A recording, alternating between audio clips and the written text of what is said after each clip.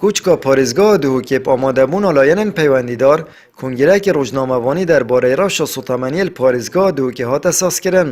Sereray derbasbûna zêdetirî du mehên werzê zivistanê lê prosesa dabeşkirina gaza spî gelek bixwavî pirêvet çît û rojane bi tenê sê tankerên gazê li ser hevalatiyan têne dabeşkirin û tanha rêja 40 sadê ji xelkê Duhokê gaz wergirtiye û diyar jînîne erê di hemû hevalatî gaza spî wergirin yan jî beşekî hevalatiyan tenê di kobûnan wergirin û ew kobûn jî li sala dahatî dihêne sotin. Hetonike piterş 100,000 xêzana sinûrê parêzgeha Duhokê gaz serhatiye dabeşkirin ku nêzîkî 20 milyon litrane. Ve prosa ya dabeşkirina gaza spî ya berdewam e li nûke jî li çend ciheka li bajarê Duhokê, Zax û ve li Akirê. Berawer gelpar rengê baştir bîtin. Bes mecna nîne dîsa têra xelkê gaza spî gihî te berdestî. Me bes em hemî mihawlê dikin, bizavêt dikin ku kemiyet gaza spî zêde bibin.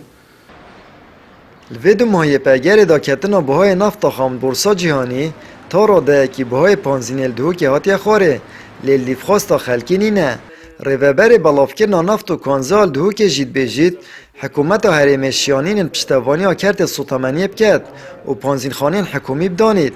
Her wisa got me arêşa kwalitiyê li Duhokê nîne û li van du mehên borî hîç panzînxaneyek li servî babetî nehatiye sizadan.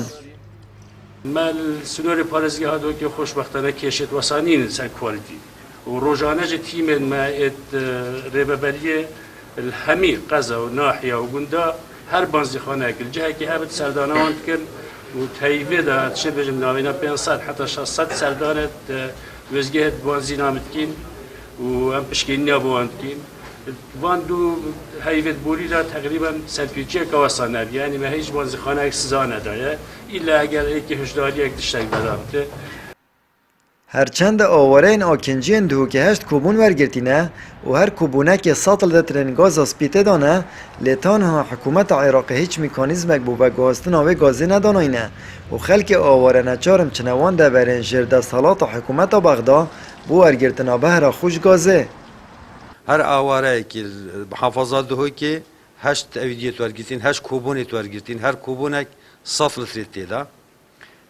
Mişkila me li verî çi ye? Ew gaz negihişte Duhokê. Ew gaz ya li wa menteqê ku bêjin jêr desalata hikûmeta Bexda. Mişkila xelkê me heta çinêtînin parekî pare pê divêt yani neqlê. û heta gavê çi mîkanîzm ji hikûmeta Bexda nedanene ku şu an mihatta bete nav kempa. Da vîca xelkê gavê mecbîr e bi xwe çi dilwêrê wergiret. Geldestpêkirina şerê Daeş û peydabûna qeyrana darayî li Herêma Kurdistanê arêşa sotemeniyê serhil daye û tanha jî hîç umêdek nîne ku ev arêşeya bihête çareserkirin yan jî berev baştir biçît. Amed Birîvkanî, Kanalê Asmaniyê Peyam, Duhok.